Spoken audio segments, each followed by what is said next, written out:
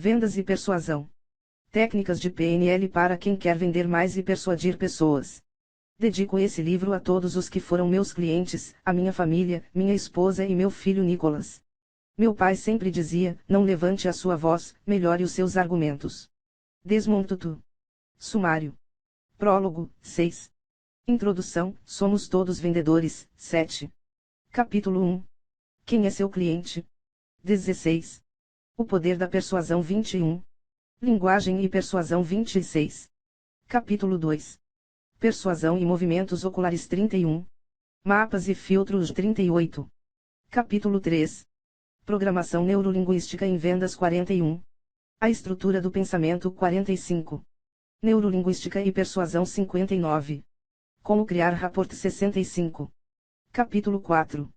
Gatilhos mentais para persuasão 75. Capítulo 5.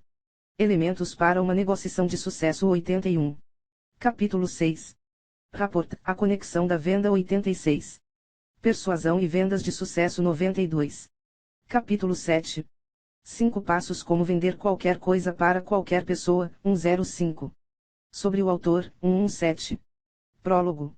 Diante de um momento tão complexo que nosso país está passando atualmente, nós, do setor de vendas, não podemos deixar escapar os clientes e clientes em potencial. Por esse motivo, é necessário conhecer seu novo cliente a partir da leitura de sinais que ele nos transmite a cada movimento, seja ele através do olhar ou no tom de sua voz. É a partir dessa análise minuciosa e discreta que conseguimos decifrar o que o cliente deseja, oferecer exatamente o que ele procura, e fidelizá-los. Assim, o intuito desse livro é mostrar como a análise neurolinguística e a capacidade de persuasão estão diretamente relacionadas ao fechamento de grandes vendas e fidelização de seus clientes. Tenha uma ótima leitura, e boas vendas. Introdução: somos todos vendedores. O ato de vender é um dos mais antigos da nossa civilização. Desde que o homem desenvolveu sua capacidade de comunicação, ele passou a contar histórias, apresentar seu ponto de vista, fazer perguntas, responder objeções, enfim, vendas é comunicação. A verdadeira forma de vender envolve ouvir, mostrar interesse, resolver problemas e servir ao próximo.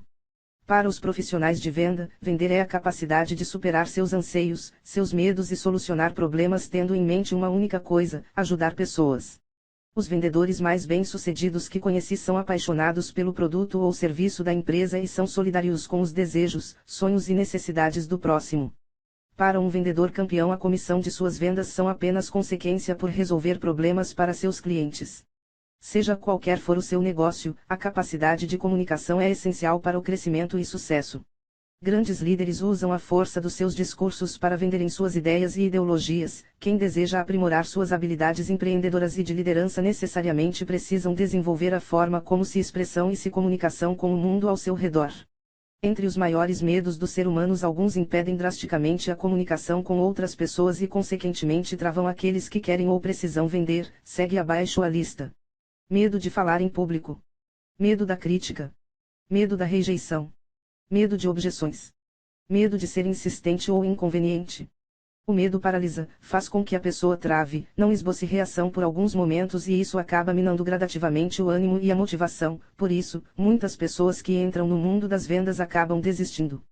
O mundo aonde prospectamos clientes é hostil. De um lado temos a concorrência que não dorme e estão indo atrás dos mesmos clientes, por outro lado temos os próprios clientes que muitas vezes brigam por descontos e querem sempre levar vantagem. No meio dessa guerra está o vendedor, um profissional pressionado por metas desafiadoras, que tem dentro de si alguns comportamentos limitantes ocasionados pelos seus próprios medos. O primeiro desafio para se tornar um vendedor de sucesso é vencer os próprios medos. Como tudo começou. Para superarmos o medo que envolve a atividade de vendas é necessário entendermos mais a fundo sobre o comportamento humano relacionado à comunicação e como tudo começou. Como disse anteriormente, a atividade de comercializar produtos é muito antiga, acreditação que tenha mais de 3.000 anos. Comerciantes fenícios, macedônios, etruscos, cartagineses e outros estimulavam os clientes a tocar os tapetes, a experimentar pedaços de presunto curado, a provar azeites, vinhos, queijos, ou seja, eles demonstravam seus produtos aos clientes. Mercadores cruzavam mares e terras com mercadorias para vender ou para trocar e enfrentavam, muitas vezes, piratas e salteadores perigosos. Na antiga Grécia, já havia mercadores de estátuas de deuses, perfumes, óleos e essências que dispunham de um local próprio para essa finalidade, o mercado. O mercado era o local em que os mercadores recebiam as pessoas para negociar, era um ponto de encontro.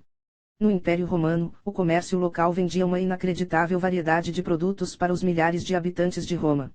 Esses locais de venda já eram bastante semelhantes ao que seria um estabelecimento varejista. Os hábeis mercadores do Oriente faziam questão de que seus clientes chegassem bem perto dos produtos à venda para aumentar seu desejo de possuí-los. O comércio se intensificou muito na Idade Média por meio das rotas marítimas, já que as viagens por terra passaram a enfrentar dois riscos maiores que os piratas marítimos, os saqueadores e as doenças, como a famosa peste negra que matou 1/3 da população do continente europeu. Por meio de caravelas, eram transportados vinhos, azeitonas, frutas e sal produzidos pelos países do Mediterrâneo. Também eram levados artigos de luxo do Oriente, como seda, joias e especiarias utilizadas na conservação de alimentos. Através dos portos as mercadorias entravam por terra e eram levadas às cidades.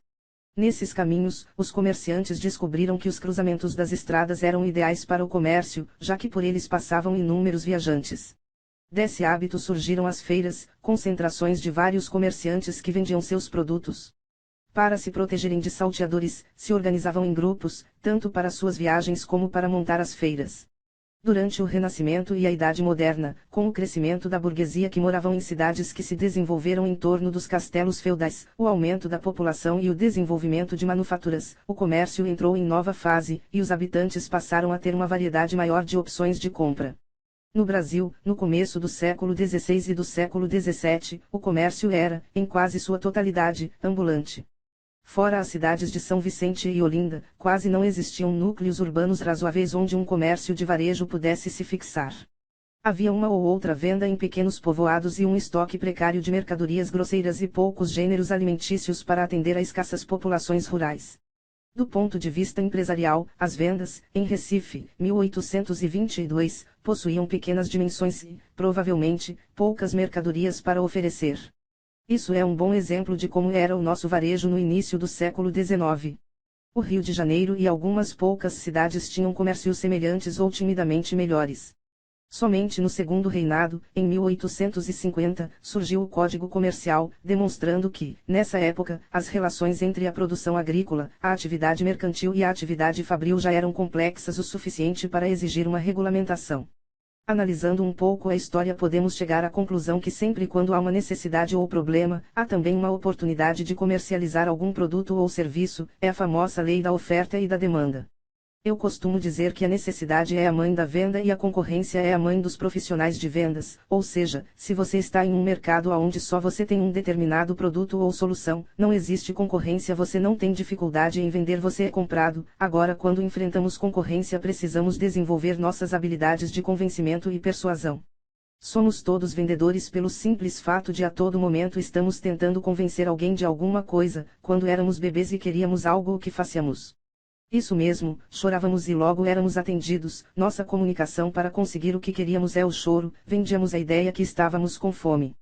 Não é diferente quando estamos conquistando alguém, somos românticos, mostramos nossas qualidades, persuadimos a pessoa amada a ficar conosco, algumas vezes somos rejeitados e levamos um não, outras vezes conseguimos conquistar. No mundo das vendas é a mesma coisa, visitamos cliente, apresentamos os produtos, negociamos e fechamos a venda ou perdemos o negócio. Como vencer o medo de vender? O medo paralisa, faz com que você se torne conformado com a sua situação. O medo de fracassar destrói a criatividade e anula a inovação. Muitas pessoas são perfeccionistas, vivem atrás de aprovação e elogios, querem ser reconhecidas pelas pessoas, gerando um medo de errar. O medo de errar traz comodismo e estagnação, leva a pessoa a andar em círculos e nunca se arriscar pelos seus objetivos. Todos nós desejamos alcançar sucesso e realização. Mas se não existir em nós a confiança necessária e a certeza de que possuímos os recursos internos para realizar, seja o que for que desejemos, nada poderá ser conseguido. O medo é uma das mais poderosas emoções humanas. Sua influência sobre as nossas decisões é forte e persuasiva.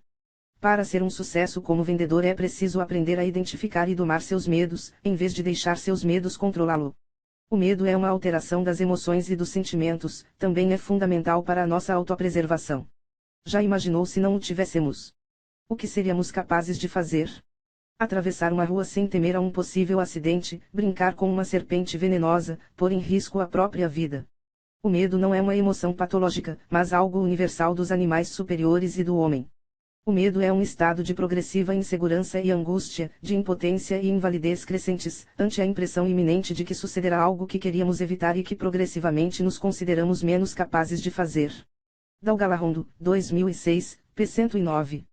Para vencer o medo de vender apresento abaixo 3 dicas poderosas. Primeiro, identifique suas crenças a respeito de vendas. Crenças são opiniões ou verdades absolutas a respeito de algo. É a forma como se vê o mundo. É muito importante você identificar quais suas crenças a respeito vendas. Segundo, alimentando a confiança. Uma das melhores formas de aumentar sua autoconfiança quando se começa na atividade de vendedor é estudar profundamente o seu produto, criar um script ou um roteiro de vendas. Terceiro, entrar no estado emocional para vender. O estado emocional do vendedor na hora de apresentar seu produto ou quando está prospectando novos clientes é de suma importância. Não importa como foi o seu dia, ou se o seu carro está sem gasolina ou seu aluguel está atrasado, quando estiver frente a frente com o cliente, passe segurança e tranquilidade. Algumas características são importantes e fazem a diferença na venda. Prepare-se emocionalmente para persuadir o cliente. Uma característica de que grandes vendedores estão bem emocionalmente é o senso de humor. O bom vendedor tem um apurado senso de humor, não necessariamente exagerado, mas suficiente para fazer as pessoas às quais ele vende se sentirem bem. Todos nós temos nossos problemas, nossas preocupações. Agora imagine se você iria querer comprar de alguém que lhe trouxesse mais problemas, que fosse mal-humorado e negativo. O bom humor aumenta em muito suas chances de ser lembrado como alguém interessante, daqueles que queremos encontrar de novo e mesmo indicar para os conhecidos. Outra característica é a determinação, saber aonde quer chegar, não esperar de forma passiva, mas agir em direção às suas metas de vendas, prospecção e cliente e superação profissional. Capítulo 1. Quem é seu cliente? Você já percebeu que um aspecto fundamental da persuasão e do planejamento da negociação consiste na identificação de seu cliente? Que tipo de pessoa é ele? Quais seus hábitos de comportamento? Como isso se reflete em seu estilo de negociar?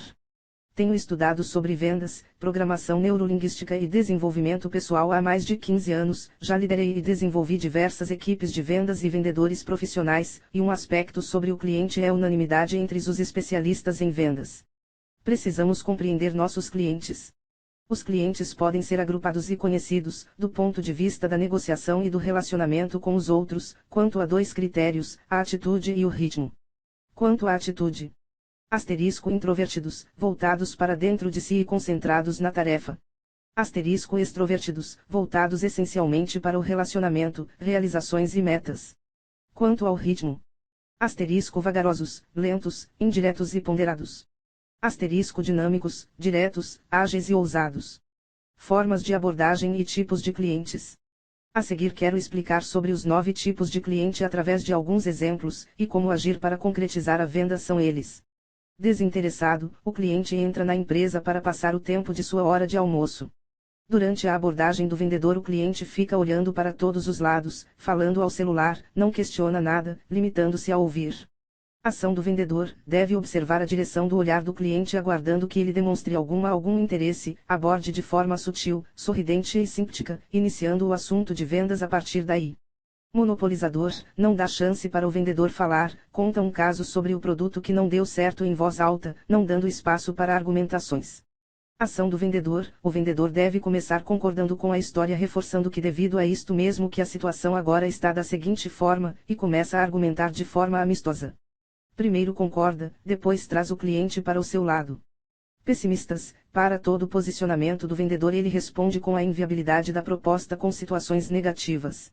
Ação do vendedor: afirmar ao cliente que ele está percebendo que ele, o cliente, passou por situações delicadas, mas que ele, vendedor, está ali para solucionar estes prováveis problemas, e falar de sua sugestão a cada tema de pessimismo, além de se colocar à disposição a cada dúvida que tiver para ajudá-lo.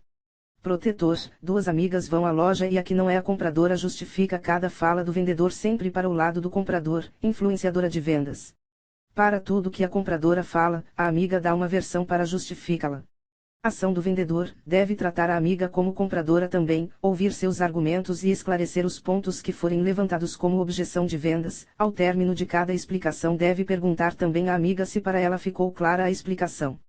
Calado, pessoa tímida, envergonhada, fala baixo, quase sussurra, aparentando medo e insegurança de fazer perguntas. Ação do vendedor: o vendedor deve falar baixo com ele também, uma vez que o cliente tímido não gosta que ninguém saiba o que está acontecendo em sua conversa. Deve valorizar todas as colocações deste cliente. Sociáveis, criativos, espontâneos, entusiastas e geralmente gostam de fazer diferente através de produtos e serviços inovadores. Ação do vendedor: seja criativo e entusiasta, mostre que a solução que você lhe oferece contribui para melhorar sua imagem e prestígio, seja inovador e mostre as inovações do produto ou serviço. Afáveis, prestativos, complacentes, reflexivos e preocupados com os outros. Ação do vendedor: seja caloroso e sensível, apresente sua solução como a melhor para ele e sua equipe ou família, e contribuindo para melhorar o relacionamento entre pessoas e setores. Diretivos: são na maioria das vezes, enérgicos, práticos, resolutos, controladores, empreendedores e voltados para os resultados. Ação do vendedor: seja convincente e objetivo, proponha soluções eficientes que demonstrem a praticidade dos seus produtos ou serviços, sempre dê opções de escolha. Metódicos: geralmente são clientes mais lentos, detalhistas, perfeccionistas e desconfiados. Ação do vendedor: seja planejador e perfeccionista, prepare-se para responder minuciosamente a perguntas sobre detalhes de sua solução, inclusive do acompanhamento posterior, use números e planilhas. O poder da persuasão. A persuasão é considerada a habilidade mais importante para que um profissional possa se destacar em seu ambiente de trabalho, e até mesmo em seu meio social. A persuasão tem uma capacidade praticamente infinita, podendo ser utilizada tanto para atos engrandecedores, como para iludir as pessoas. Um bom exemplo são os médicos que utilizam esse poder de persuasão para manter seus pacientes otimistas diante de um tratamento. Já a forma negativa da persuasão é bastante utilizada por alguns líderes políticos para ludibriar os eleitores durante as eleições. A palavra persuasão tem origem do latim persuadere, que significa basicamente aconselhar alguém até que este concorde em fazer o que queremos. Algumas pessoas ainda confundem o ato de persuadir com o ato de convencer, apesar de parecem iguais, eles são bastante distintos. Enquanto convencer é proveniente do termo vencer, e significa que o convencido foi, antes de tudo, vencido pela argumentação oposta, persuadir, ao contrário, significa aconselhar, levando uma pessoa a realizar alguma ação. Persuadir, antes de mais nada, é sinônimo de submeter, daí sua vertente autoritária. Quem persuade leva o outro à aceitação de uma dada ideia. É aquele irônico conselho que está embutido na própria etimologia da palavra, persuadere igual aconselhar. Essa exortação possui um conteúdo que deseja ser verdadeiro, alguém aconselha outra pessoa acerca da procedência daquilo que está sendo enunciado. A persuasão é um conceito e uma maneira particular de comunicação, e é compreendida como uma ferramenta que nos permite concretizar determinadas funções. Se desejarmos motivar pessoas a realizar atos de boa vontade, ela será mais eficiente, visto como somente convencer as pessoas da importância e da necessidade destes atos não é suficiente para estimulá-las. Para que haja efetividade nesse diálogo, o correto é persuadir essa pessoa. O médico pode convencer o paciente da necessidade de reduzir a ingestão de alimentos calóricos, de fazer exercícios regularmente e de cumprir uma dieta regularmente para melhorar a sua saúde. No entanto, de nada valerão todos os argumentos apresentados, a pessoa seguirá as orientações se o médico realmente for capaz de persuadi-la. Ao contrário do convencimento, a persuasão lida com a vontade das pessoas. Ela se institui por meio de uma comunicação delicada e fina. A pessoa persuadida se comporta de acordo com o que o persuasor orienta, mesmo que sua mente não esteja convencida da realidade ou da importância do assunto. Podemos afirmar que a persuasão é uma ciência, pois seus conceitos acompanham uma lógica, têm uma estrutura e, portanto, podem ser desenvolvida por qualquer pessoa. Oswaldo Neto. Por esse motivo, a persuasão é considerada uma arma tão poderosa e ao mesmo tempo perigosa. A persuasão é uma prática que pode ser estudada por meio de treinamento, por qualquer pessoa e por profissionais das mais diversas áreas do conhecimento. Na verdade, praticamente todas as pessoas têm alguma capacidade de persuasão e a utilizam diariamente para tentar conseguir algo daqueles com quem convivem. Claro que alguns têm esta habilidade, de forma inata, muito mais desenvolvida que outros. A persuasão tem também um lado artístico, pois, uma vez que quando aprendemos a utilizá-la de forma natural, elegante e automática, sem considerar que estamos persuadindo alguém, ela acaba se tornando uma arte. Quem não conhece um vendedor, ou algum líder religioso que tem aquela conhecida lábia? Essas pessoas são os verdadeiros persuasores, eles têm uma capacidade natural de se comunicar, aconselhando as pessoas, e em algumas ocasiões conseguindo exatamente o que desejam. Os maiores persuasores são, antes de tudo, grandes conhecedores da alma humana. São pessoas que conseguem fazer uma leitura do que se passa na mente daqueles que serão persuadidos, e lhes mostram exatamente como conseguir obter o que desejam. Getúlio Vargas é um excelente exemplo de pessoa com ótima capacidade de persuasão. Ele conhecia profundamente a natureza humana. Ele sabia que era inútil criticar e contradizer os outros, portanto prestava bastante atenção às pessoas, interessava-se pelos seus problemas, procurava dar razão a todos e, no final, as pessoas faziam o que ele queria. Linguagem e persuasão. Considere a seguinte cena: você está na rua e vê um outdoor, exibindo um peru de Natal assado, todo avermelhado, brilhante, pedindo para ser devorado. Ninguém pensa que o peru que será consumido em casa seja aquele que lá está no cartaz. No entanto, não se objeta que aquilo que vemos pode ser uma mentira. Ao contrário, sabemos que os aplicativos de imagens realizam verdadeiros milagres, evidenciando detalhes que redefinem a imagem do produto. O que acontece quando olhamos aquela imagem, é que somos convencidos da possível excelência do peru assado. Ou seja, ainda que o que estejamos observando não seja aquele que iremos comer, é aceitável, e nos convence enquanto lógica interna do próprio cartaz. É bom lembrar que persuadir não é sinônimo imediato de coerção ou mentira. Pode ser apenas a representação do desejo de se prescrever a adoção de alguns comportamentos, cujos resultados finais apresentem saldos socialmente positivos. Para se verificar a construção do discurso persuasivo, é necessário reconhecer a organização e a natureza linguística. Afinal, é da inter-relação dos símbolos que se produz a frase, o período, o texto. É comum afirmar-se que todo símbolo linguístico possui dupla face, o significante e o significado. O significante é o aspecto concreto da linguística, é a sua realidade material, ou imagem acústica. O significado é o aspecto imaterial, conceitual do símbolo linguístico e que nos remete a determinada representação mental chamada pelo significante. Para existir persuasão é preciso que determinadas condições existam, a mais evidente é a da livre circulação de ideias. Em uma ditadura, durante um regime que censura, fica um pouco difícil falar em persuasão, uma vez que não há ideias em choque. Não há pluralidade de mensagens e, portanto, é possível que o discurso nem alcance a sua fase persuasiva continuando nos mais baixos estratos civilizatórios. O discurso do tirano é único, daí se está recoberto de mentiras ou engodos, ninguém sabe, ninguém viu. É importante salientar que a linguagem e a persuasão são dados que podem constituir uma ligação indissociável. Quando somos persuadidos por um tipo de discurso, não estamos sendo apenas convencidos sobre alguma coisa, estamos transformando e substituindo valores extremamente subjetivos. A persuasão excede a ideia de convencimento, uma vez que é um ato associado a um discurso ideológico, subjetivo e temporal. São argumentos capazes de modificar nossos pensamentos e ações, e não apenas um artifício criado para nos fazer comprar algo ou alguma ideia. Entretanto, não pense que a construção da linguagem persuasiva ocorre ao acaso. Existem alguns recursos que contribuem para a eficácia na emissão da mensagem, tais como figuras de linguagem como comparações, analogias, hipérboles, metáforas, histórias e eufemismos. Uso do modo imperativo nos verbos.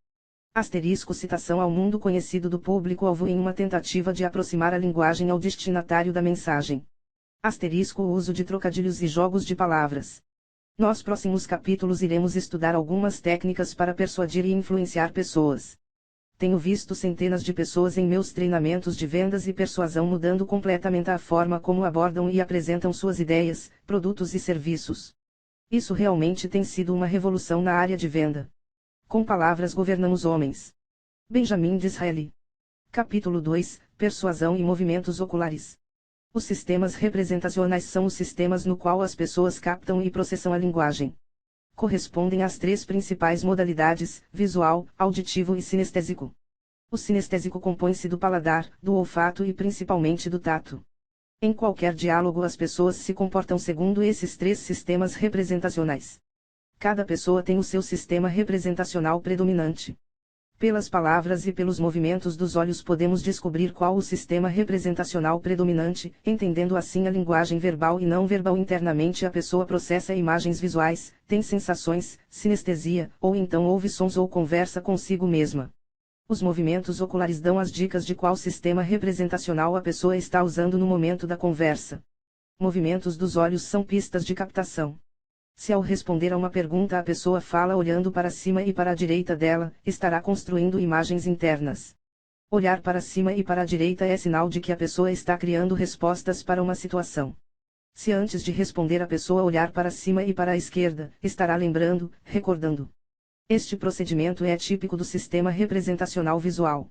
Se você fizer uma pergunta relativa às sensações, sistema representacional sinestésico, o indivíduo olhará para baixo e para o seu lado direito, processando as informações antes de responder verbalmente às coisas ligadas às sensações sinestésicas.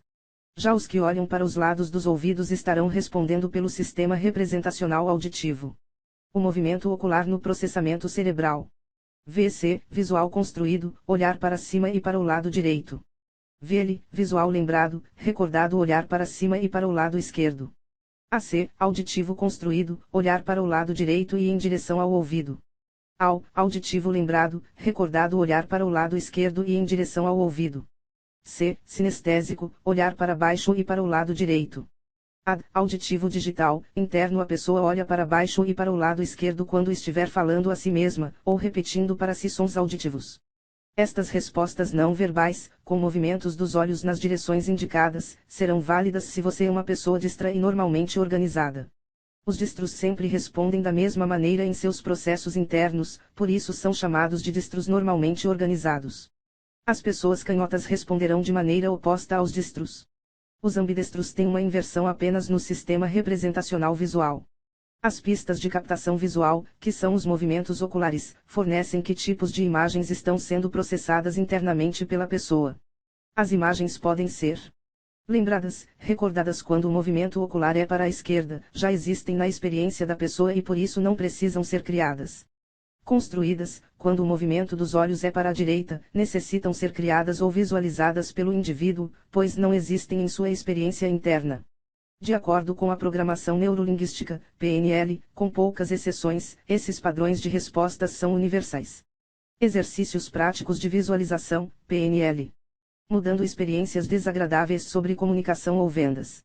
Pegue um fato ocorrido onde sua comunicação foi altamente ineficaz, pensamento, fato, pessoa, lembrança ruim, cantada que não funcionou e etc. Imagine-o em uma tela, como uma tela de cinema na sua frente.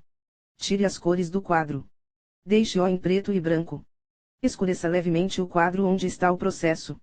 Vá diminuindo a tonalidade até ficar em tons de cinza bem fraquinho. Diminua o tamanho do quadro até ele ficar bem pequeno. Distancie o quadro. Imagine o quadro distanciando-se de você, até quase sumir. Agora confira como estão suas sensações com relação a este fato doloroso. Observação: fazer o exercício de olhos fechados, 3 vezes ao dia, por 21 dias. Iluminando e potencializando fatos agradáveis sobre comunicação ou vendas. Pegue um processo prazeroso onde sua comunicação foi bem eficaz, fato, lembrança, pessoa. Mentalize-o em uma tela de cinema à sua frente. De olhos fechados. Ilumine o quadro. Vá colocando luz no quadro. Aumente a tonalidade, o brilho. Colorir o quadro. Coloque cores mais vivas na imagem. Aumente o quadro. Aumente o tamanho do quadro. Até que ele se torne muito grande. O dobro ou o triplo do tamanho inicial. Aproximar o quadro. Imagine o quadro se aproximando de você, movendo-se em sua direção, de modo que ele fique bem próximo de seus olhos, mas que você continue a vê-lo todo. Observação: fazer o exercício de olhos fechados, 3 vezes ao dia, por 21 dias. Mapas e filtros. Cada um de nós tem uma percepção do mundo. A realidade é pura e real, sem nenhuma alteração. Quem dá o significado a tudo o que existe são nossas percepções de acordo com nosso conteúdo.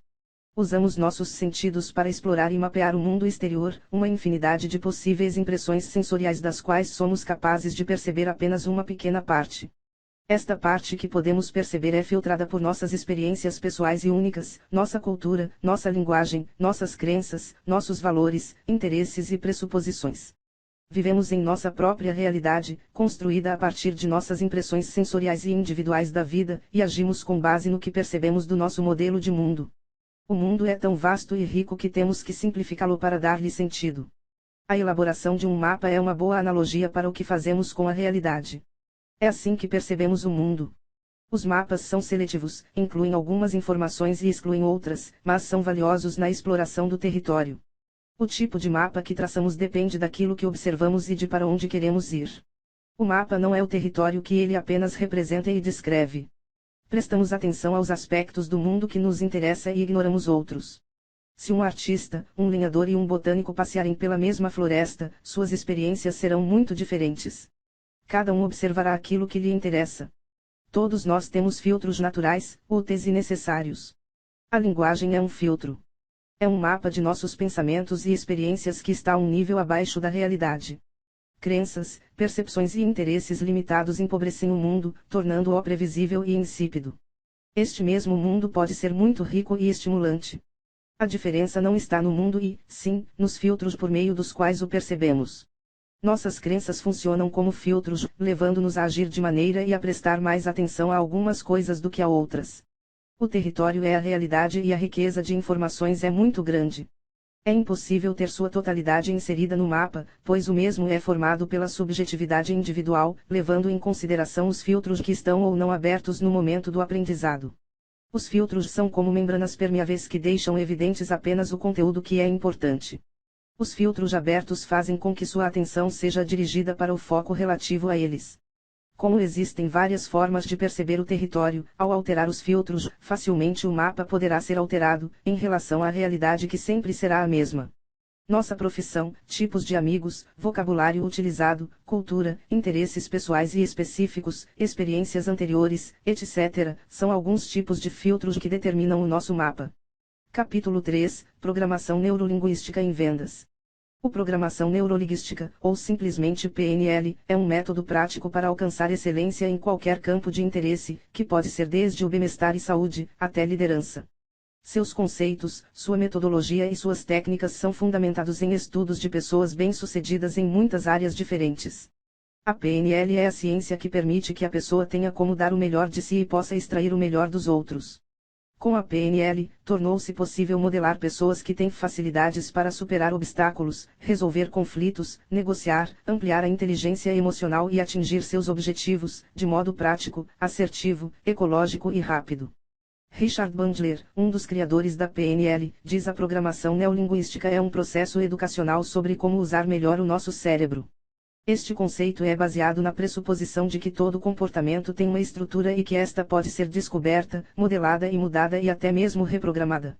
Assim, através desta reprogramação, maximizamos nosso potencial de sucesso, melhoramos significativamente nossos relacionamentos pessoais e profissionais e nos conhecemos profundamente. Desta forma, impactamos positivamente em nossa capacidade de influenciar e criar laços e conexões com o mundo à nossa volta. A PNL é uma ferramenta prática que cria os resultados que queremos obter. É uma análise que diferencia um resultado excepcional de um resultado apenas médio. Apresenta técnicas eficazes que podem ser usadas e aplicadas no campo de educação, terapia, do esporte, liderança e nos mundos pessoal e profissional. Cresceu adicionando ferramentas e métodos práticos gerados pela modelagem de pessoas excelentes ou brilhantes. Entretanto, a PNL é muito mais do que apenas uma coletânea de técnicas. Usar a PNL levará às experiências mais satisfatórias, não importando as condições externas. Com pensamentos, sentimentos, ações e comunicação mais poderosos, os que usam a PNL conseguirão seus objetivos com mais facilidade e com mais prazer.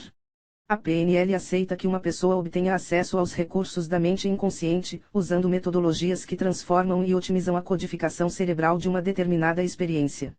A PNL é adaptável a qualquer indivíduo, organização ou cultura, uma vez que leva em consideração as diferenças entre modelos de mundo, respeitando-as e trabalhando com abordagens e enfoques adequados às questões envolvidas. Programação refere-se às sequências codificadas e padronizadas de pensamento e comportamento, que geram excelentes resultados, independentemente se são desejados ou não. Com conhecimento e consciência de programas já existentes, podemos explorar suas estruturas e modificá-los.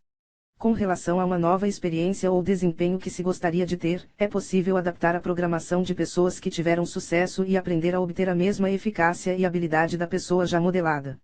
Neuro está relacionado à forma com que cada um utiliza sua mente para demonstrar a experiência em ações de pensamento, em grau consciente e inconsciente, envolvendo a fisiologia corpo e mente. O pensamento afeta como se sente e age e vice-versa. Com maior consciência, é possível administrar sua própria mente. Linguagem, diz respeito ao uso da linguagem para fazer sentido da experiência, ao comunicar consigo mesmo e com os outros. A linguagem é absolutamente ligada à percepção. Padrões de linguagem expressam quem somos e como pensamos. A estrutura do pensamento, pressupostos da PNL. As pessoas respondem às suas experiências, não à realidade em si. Ação, respeitar os valores e as crenças dos outros. Permitir que tenham suas próprias opiniões. Oposto, acreditar que você conhece a verdade enquanto os outros estão errados. Insistir em que vejam as coisas da sua maneira. 2. Ter uma escolha é melhor do que não ter escolha. Ação, sempre agir para ampliar suas próprias escolhas e para oferecer mais escolhas ao outro. Oposto, tentar tirar as escolhas das pessoas quando elas não ameaçam você, nem a ninguém. 3. As pessoas fazem a melhor escolha que podem no momento. Ação, respeitar as suas ações e as de outros como sendo as melhores possíveis naquele determinado momento. Conscientizar-se de que se você tivesse a educação, as experiências e os pensamentos do outro e fosse colocado na mesma situação, agiria da mesma forma que ele. Compreender que não é melhor do que ele. Oposto, pensar que é melhor do que os outros, condenar as escolhas dos outros, a partir de uma posição superior. 4. As pessoas funcionam perfeitamente. Ação, ver cada uma de suas ações como sendo o melhor que pode fazer e ao mesmo tempo lutar para aprender mais. Oposto, tratar a si mesmo e a outros como se estivessem quebrados ou errados, precisando de conserto. 5. Toda ação tem um propósito. Ação, ser claro quanto aos seus próprios objetivos e usar um modelo de objetivo bem formulado para eliciar os objetivos de outras pessoas. Oposto, vagar aleatoriamente como se suas ações não tivessem qualquer finalidade. Não se dar o trabalho de descobrir o que as outras pessoas desejam. 6. Todo comportamento tem uma intenção positiva. Ação, reconhecer a intenção positiva em seus próprios erros, reconhecer a intenção positiva por trás das ações das outras pessoas e, ao mesmo tempo, proteger-se das consequências. Oposto, pensar que você ou outra pessoa seja completamente má ou completamente boa, condenando algumas ações como sendo sem qualquer mérito para quem quer que seja, não importa como as encare. 7. A mente inconsciente equilibra a consciente. Ação, ver sua própria falta de saúde como maneira de o corpo avisar a você como curar a si mesmo. Oposto, acreditar que as pessoas são predestinadas a sofrer e que não têm dentro de si a capacidade para mudar isto. 8. O significado da comunicação é a resposta que você obtém. Ação, assumir a responsabilidade por ser um bom comunicador para explicar o que está querendo dizer. Prestar atenção no feedback da outra pessoa. Reconhecer as intenções dos outros ao mesmo tempo em que presta atenção no efeito que tem sobre eles e como eles o percebem. Não há falha de comunicação, apenas respostas. Oposto, pensar que quando você comunica algo e a outra pessoa não compreende é automaticamente culpa dela e que ela é burra. Julgar outros pelo que você pensa deles e julgar a si mesmo pelas suas próprias intenções. 9. Nós possuímos todos os recursos de que necessitamos ou então podemos criá-los. Ação, descobrir dentro de si os recursos que possibilitam uma mudança significativa e ajudar outras pessoas a encontrarem os seus. Saber que não é indefeso, sem esperança ou desmerecedor. Oposto, acreditar que é completamente dependente de outros para motivação, conhecimento e aprovação. 10. Mente e corpo formam um só sistema. São expressões diferentes de uma só pessoa. Ação, cuidar de nossos pensamentos além de nossos corpos, reconhecendo e evitando pensamentos tóxicos. Sermos flexíveis na escolha dos meios para tratar nossa própria falta de saúde. Oposto, usar soluções químicas para todos os problemas físicos e mentais ou tentar curar doenças físicas através de meios puramente mentais. 11. Processamos todas as informações através de nossa mente. Ação, considerar os limites de nosso mundo como limite de nossos pensamentos. Trabalhar constantemente para aguçar e estender seu alcance. Oposto, se não pode ver alguma coisa, ela não está lá. 12. A modelagem de desempenho bem-sucedida leva à excelência. Ação, buscar constantemente a excelência para que possa modelá-la. Observar seus próprios momentos de excelência e modelá-los para que possa obter mais deles, aprendendo com todos que encontrar. Oposto, considerar talento inato como explicação de desempenho excelente. Não dar chance às pessoas para que se desenvolvam porque pensa que elas não têm esse talento misterioso.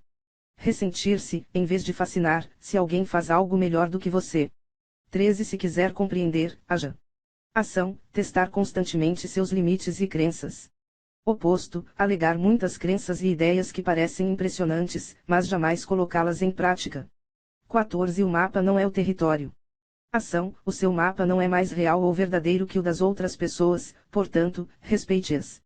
Oposto: acreditar que o seu mapa ou de outra pessoa é o melhor que existe. 15. Não existem erros, apenas resultados. Ação: buscar resultados diferenciados, caso o que você está conseguindo não esteja agradando. Oposto: acreditar que os resultados insatisfatórios sejam falta de competência ou falha. 16. A informação de melhor qualidade é a comportamental. Ação: observar diferenças sutis de expressão, movimentos corporais, espessura labial, tonalidade da pele, mudanças no ritmo da respiração, grau de tensão dos músculos, tremores, expressões faciais e outros. Oposto: acreditar que a informação vem somente daquilo que o outro está dizendo. 17. Se alguém pode aprender algo, é possível para qualquer pessoa aprender. Ação: estar disposto a desenvolver suas habilidades de aprendizagem de coisas que você acha que possam ser difíceis ou impossíveis. Oposto: desanimar ou desistir diante das primeiras tentativas. 18. Se você continuar fazendo o que sempre fez, vai continuar obtendo o que sempre obteve. Ação: mudar canais de percepção, descobrir novas formas de fazer as coisas, ver o mundo com outros olhos, detectar modelos de flexibilidade. Oposto: não aceitar feedback, viver no automático, fazer só o rotineiro, usar as mesmas ideias sempre. Esse livro não tem a pretensão de esgotar todo o assunto sobre programação neurolinguística, apenas iremos estudar uma introdução e as técnicas mais poderosas para vender e persuadir. Preparei 12 frases que causam impacto na hora da escolha do cliente, exemplos de persuasão que você passa diariamente. 12 frases que implicam exclusividade. Asterisco: apenas membros. Asterisco: é necessário login. Asterisco: vagas esgotadas. Asterisco: matrículas encerradas. Asterisco: peça um convite. Asterisco: ofertas exclusivas. Asterisco: torne-se um insider. Asterisco: seja um dos poucos. Asterisco: obter antes de todo mundo. Asterisco: seja o primeiro a saber sobre isso. Asterisco: disponível apenas para os assinantes. Asterisco: aplicar para ser um dos nossos beta-testers. Essas frases são amplamente usadas em formulários de inscrição, links, chamadas à ação e subtítulos. E algumas palavras que transmite confiança ao cliente. Asterisco: anônimo. Asterisco: autêntico. Asterisco: suporte.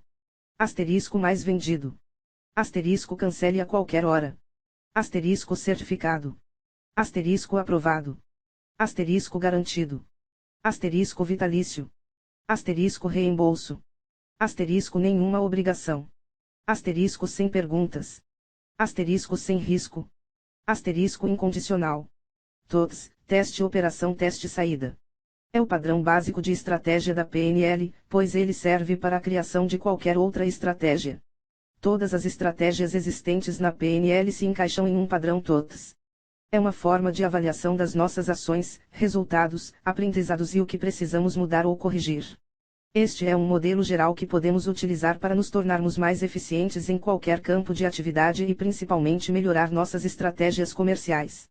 Comparamos aquilo que temos com aquilo que desejamos e queremos reduzir a diferença da próxima vez, isto é a comparação do estado presente com o estado desejado. Em seguida, voltamos a comparar.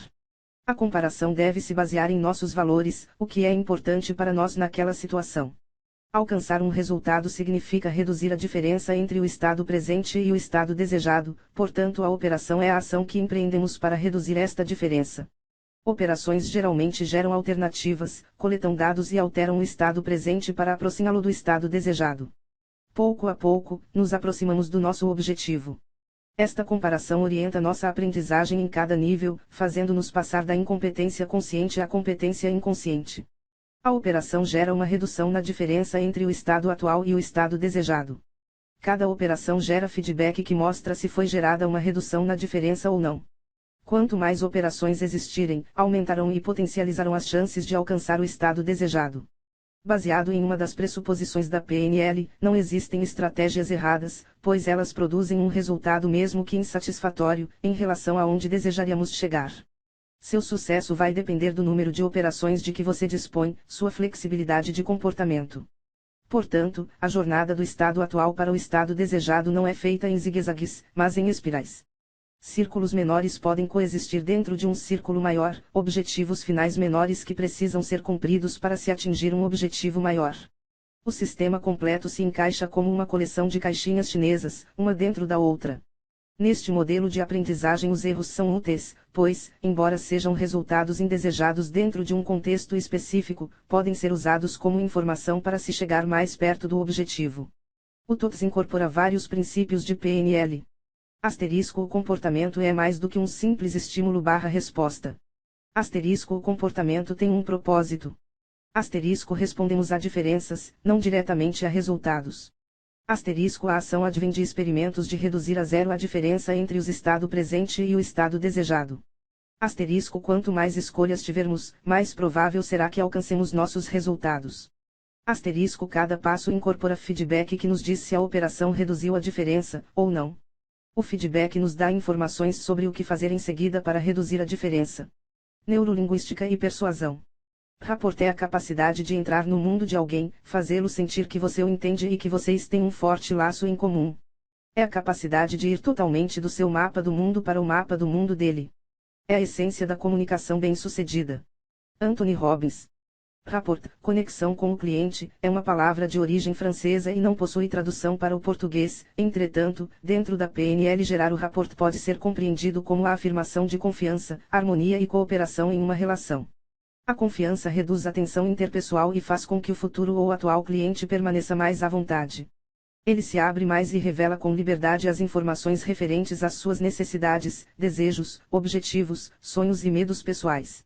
Sem essa confiança fica bem mais difícil e em alguns casos até impossível vender algo, mesmo que o produto ou serviço seja o melhor do mundo. A partir do momento que você gera uma atmosfera de confiança e harmonia com uma pessoa, a passagem da conversa de relacionamento para o de vendas é simples e completamente eficiente. As reações comportamentais são muito mais eficazes. Quando você arrisca vender algo sem gerar uma atmosfera, um relacionamento, o cérebro processa toda a informação de maneira diferente, e antes mesmo de você tentar fazer algum fechamento, a venda já estará perdida, pois a mensagem transmitida é a de que você só quer vender e nada mais. Inicialmente você até poderá ter êxito, mas esse resultado acontecerá em um prazo relativamente curto. Agora, quando você estabelece rapport, além da facilidade que você terá para vender, você construirá um relacionamento que possibilitará vendas de longo prazo. Isso sem falar nas objeções que serão praticamente inexistentes. As técnicas do rapport são inúmeras e já foram testadas e comprovadas em diversos contextos. E com elas é possível alcançar essa semelhança percebida que falamos até agora. Vamos ver alguns exemplos básicos de como isso funciona. Braços cruzados. Quando você cruza os braços, você representa um certo tipo de defesa. Geralmente, quando alguém toma essa postura, parece estar protegendo-se fisicamente e emocionalmente do mundo exterior. A pessoa com quem você negocia pode sentir que você não está disposto a negociar de forma transparente. Contato visual. O contato visual é um sinal de interesse. Quando você olha de forma atenciosa nos olhos da pessoa enquanto ela fala, a pessoa percebe mais interesse e se propõe a se abrir mais. Nesse instante a pessoa nota que você está de fato analisando os argumentos dela e interpretando suas necessidades e não só tentando empurrar os seus produtos. Dizer nome da pessoa. Dizer o nome da pessoa algumas vezes durante a conversa faz com que o subconscientemente dela registre que você está falando diretamente com ela, mesmo isso sendo algo óbvio quando se trata de uma conversa a dois.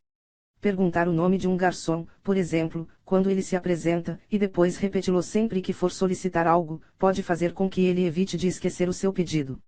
Alinhe as energias. Qual é o nível de energia da pessoa com que você conversa naquele momento? A pessoa está falando de uma forma descontraída ou mais tímida? A pessoa fala em um tom de voz alto ou baixinho? Falar em um tom de voz parecido ao do interlocutor e de uma maneira próxima a dele pode fazer com que ele sinta uma semelhança em relação a você. Isso facilita a geração de uma conexão maior de ideias. Por exemplo, se você negocia com uma pessoa tímida e começa a falar de uma forma extravagante com muita energia, ela pode sentir que você é uma pessoa invasiva.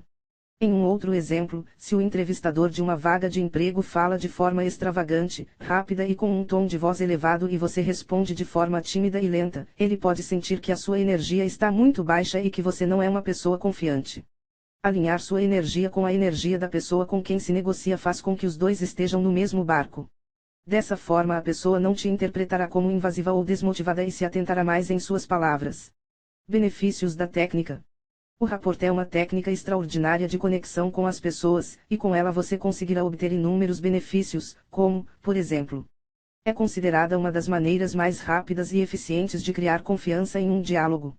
Asterisco naturalmente confiamos em pessoas que são semelhantes a nós, com isso fica mais fácil sugestionar/persuadir seu interlocutor, seja para vender um produto, ou até mesmo mudar uma crença. Asterisco quando compreendemos alguém fica mais fácil de conduzi-lo pelo melhor caminho. Asterisco amplia suas relações interpessoais. Asterisco aperfeiçoa relacionamento. Asterisco determinar confiança de forma instantânea. Asterisco. Elementos universais do rapport. Sorriso é a chave universal do rapport. Otimismo transmite confiança e sensação de poder. Tratar o seu outro pelo nome, o som mais lindo que alguém pode ouvir é o do seu nome pronunciado. Paciência, saiba ouvir, pois quando alguém fala é porque quer ser escutado. Como criar rapport? Para obter rapport é necessário espelhar qualquer parte do comportamento do seu interlocutor combinando o seu comportamento verbal e não verbal para se movimentar juntamente com ele. Isso é o mesmo que dar uma direção para a mente inconsciente da pessoa, dizendo para confiar em você, pois é parecido com ele. Esta técnica alcança um grau inconsciente, deste modo tem que ser realizada com discrição, elegância e sutileza, caso contrário acabará irritando seu interlocutor, pois parecerá uma criança querendo provocar com seu colega copiando todos os seus movimentos. Há dois modos de se espelhar. A. Espelhamento direto, utilizar-se o mesmo canal de expressão do outro. Por exemplo, espelhar um sorriso com um sorriso. B. Espelhamento cruzado, utilizar-se um canal diferente do utilizado pelo outro. Por exemplo, espelhar a respiração com o balançar de uma perna ou com o fluxo e as pausas da fala. Comportamento que podem ser espelhados. Movimentos corporais, determine um movimento corporal que seja constante e espelhe. Se a pessoa estiver gesticulando muito com os braços, no momento que você voltar a falar repita os mesmos movimentos que o seu interlocutor fez ao se expressar. Qualidades vocais, iguale a tonalidade, volume, ritmo, velocidade e etc. Palavras, use as palavras que ela usa ou barra e que coloca ênfase, use também seus termos preferidos, mesmo que estejam errados, mas é o que interessa para seu interlocutor. Respiração, iguale sua respiração no mesmo ritmo da respiração da outra pessoa. Este é o mais forte, conseguindo fazer este com eficácia terá andado metade do caminho. Expressões faciais, levantar sobrancelhas, apertar os lábios, enrugar o nariz e concordar mexendo a cabeça enquanto a pessoa fala. Estes são alguns exemplos dos espelhamentos existentes. Evidencio aqui que, é preciso sempre fazer o espelhamento de forma sutil, para que assim a técnica se torne realmente eficiente. Outro fator importante, é que a base fundamental do rapport é o acompanhamento, ou seja, primeiro acompanhe para depois conduzir, é como uma dança, primeiro você acompanha o seu par no ritmo da música e logo depois ele que te acompanhará. Em um nível alto de rapport é possível que a pessoa comece a te espelhar, neste momento a pessoa aceita melhor a sugestão, a negociação, a sedução e etc. Dessa forma a técnica de persuasão baseada em neurolinguística pode ser embasada em 5 passos básicos, que são: 1. Pessoas compram você. A primeira grande técnica de persuasão é compreender que, se as pessoas gostarem de você, pagarão até mais caro por aquilo que você oferece, por aquilo que você, enfim, por você, mas se não gostarem, nem de graça o desejarão por perto. O comprar você, é o sentir-se bem ao seu lado para comprar a sua imagem e todos os acessórios advindos dela, desde produtos e serviços, até alguém para dividir a vida. Para iniciar a venda de si mesmo, primeiro é necessário simpatia, afinal, ninguém suporta pessoas mal-humoradas. Depois, vem a empatia, uma vez que se colocar no lugar do outro permite entendê-lo e portanto, descobrir o que o move a tomar uma decisão. Quando digo isso, lembro que levar alguém a tomar uma decisão, não é direcioná-la para algo que atenda apenas à necessidade que você tem, mas que o deixe satisfeito também, afinal, o benefício que gerar ao outro, será a sua maior propaganda e isso o valorizará para ampliar sua persuasão. 2. Crie crédito. Você compraria algo que alguém acabou de menosprezar, dizendo a você que não presta ou que se arrependeu de ter adquirido? Possivelmente não. Uma propaganda negativa acaba com a credibilidade de alguém e alguém sem credibilidade, é alguém sem crédito. Uma pessoa sem crédito está desacreditada, ou seja, ninguém mais acredita nela. Se ninguém acredita em você, não existirão técnicas de persuasão que resolvam. A maior entre todas as técnicas de persuasão, é a geração de crédito para você e isso só se consegue quando você agrega valor à sua imagem ao fazer para as pessoas, algo além do que elas esperam de você. Isso traz recomendações que geram autoridade à sua imagem. 3. Autoridade. Eu digo que a melhor forma de mandar o seu recado ao mundo, é gerando benefícios às pessoas. Todos querem estar perto de alguém que detém a excelência em gerar benefícios. A excelência é algo para poucos e exige competências extras, por isso, pela lei da oferta e procura, os excelentes valem mais. As pessoas raras são notadas e indicadas e isso gera relevância para sua imagem, trazendo a credibilidade necessária para que seus atos sejam repetidos pelos seus seguidores e admiradores, sendo essa uma das melhores técnicas de persuasão. Ao adquirir essa autoridade, você adquire o toque de Midas. Em outras palavras, você passa a vender sem precisar oferecer. O simples fato de você praticar ou adquirir algo, já desperta o interesse nas outras pessoas de ter o que você tem, fazer o que você faz e adquirir o que você indica. 4. Conhecimento. O conhecimento sobre um determinado assunto é fundamental para gerar persuasão. Como você conseguirá gerar resultado para alguém em um determinado assunto, sem o conhecimento necessário para isso? Conhecimento é poder e quem o detém lidera, os outros, sem conhecimento, seguem aqueles que o possuem. Um líder sem conhecimento não é um líder, pois não possui direção e sem direção, está perdido. Você seguiria alguém perdido. Assim sendo, quando falamos em técnicas de persuasão, temos que falar em conhecimento. O conhecimento permite o direcionamento para bons resultados por parte dos seus seguidores que, satisfeitos, o indicarão, gerando autoridade para sua imagem que o levará ao status de excelente, ampliando sua credibilidade, que é o núcleo da persuasão. 5. Modelagem da linguagem persuasiva. A PNL é uma extraordinária ferramenta, em se tratando das melhores técnicas de persuasão. Lembre agora de um grande modelo de pessoa persuasiva que você conheça, pessoalmente, pela mídia ou até, um personagem de um filme. Agora, preste atenção nas palavras que essa pessoa utiliza e, principalmente, como ela as expressa através do seu tom de voz e sua fisiologia, que é a forma de utilizar o corpo para se comunicar. O domínio da oratória é fundamental para persuadir. Uma fala monótona não prende a atenção de ninguém. É necessário desenvolver a emoção de um Martin Luther King somada à congruência de ideias de um Steve Jobs. Preste atenção como essas pessoas olham para os seus interlocutores e como criam um magnetismo que hipnotiza quem interage com eles. Observe como passam confiança, como são motivados e como se comunicam. Ocasionalmente, poderá ser necessário para a pessoa ou adequado ao contexto interromper a comunicação, quebrando o rapport. Da mesma forma que o rapport é estabelecido e mantido por meio do espelhamento, o ato de não combinar ou diferir, intencionalmente ou não, dos elementos da fisiologia e do comportamento, levará ao resultado contrário, ou seja a interrupção ou quebra do rapport. Há diferentes formas de se quebrar rapport. Um exemplo comum, é o ato de olhar repetidamente para o relógio. É bom distinguir entre a atitude de validar os modelos do outro para ele mesmo, essência do rapport, e a atitude de conformismo, que consiste em assumir para nós mesmos os mapas de outra pessoa. Os 7 potencializadores do rapport. 1. Dedique intencionalmente o primeiro ou os 2 primeiros minutos de cada encontro a estabelecer rapport. Depois, ligue o piloto automático do inconsciente. 2. Enfatize os pontos de concordância, concorde 100% com aquele 1% com o qual você pode concordar. 3. Lembre-se de que a conjunção mas anula as colocações que antecedem. É bom exagerar no uso da conjunção e. 4. Faça uso de suavizadores verbais, talvez, quem sabe, pode ser que.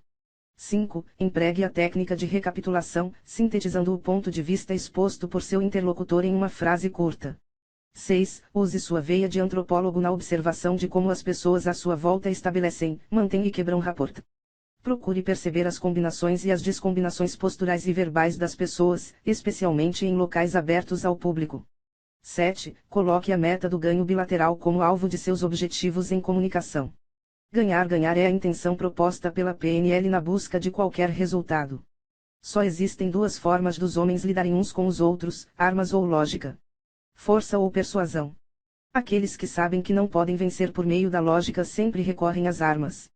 A.Y.N. Rand. Capítulo 4. Gatilhos mentais para persuasão.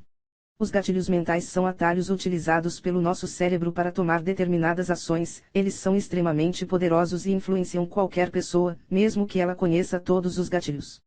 Para aumentar a efetividade desse gatilho, você deve descobrir o que influencia seu público, ao saber disso você poderá estruturar sua comunicação embasada nisso, economizando tempo e otimizando resultados.